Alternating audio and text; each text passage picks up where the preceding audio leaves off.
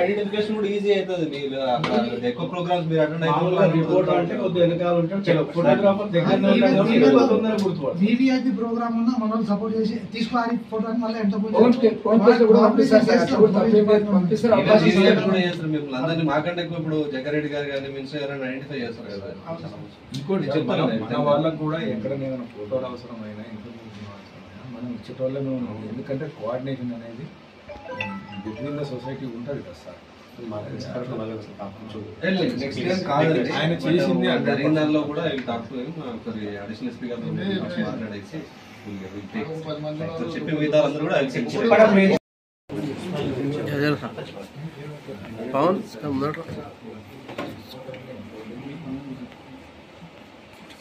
DWIJU हम एक है, आवाज दो, आवाज दो, आवाज दो, आवाज दो, हम एक है। DWIJU जिंदाबाद, DWIJU जिंदाबाद। వర్ధిల్లాలి।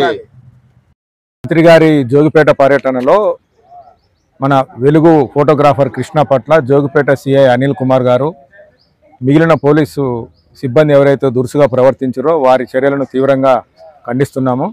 TUWJ-IJU పక్షాన ఇలాంటి చర్యలను ఎప్పుడు కూడా మేము తీవ్రంగా వ్యతిరేకిస్తాం, నిరసిస్తాం। ఏ రోజు కూడా మేము ఏ వ్యవస్థకు నష్టం కలిగించడానికి ప్రయత్నం చేయలేదు।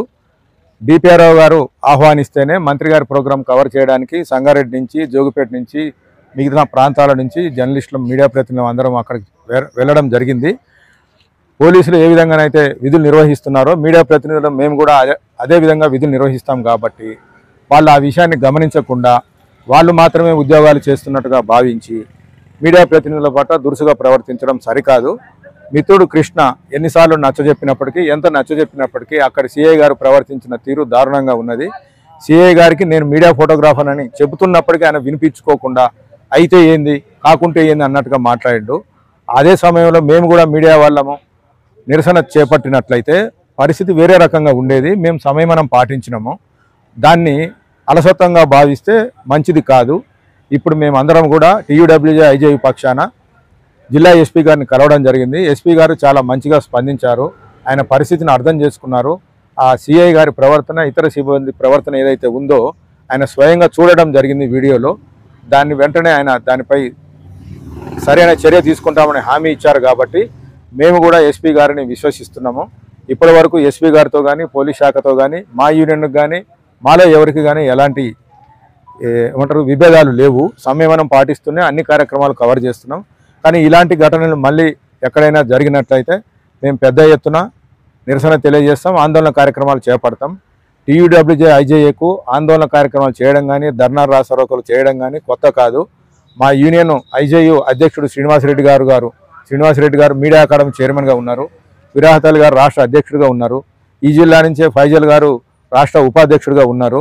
మాకు వీళ్ళ నాయకత్వంలో మేము ఉద్యమాలు చేయడం మాకేమీ కొత్త కాదు, మాకేమీ అలవాటు లేని విషయం కాదు।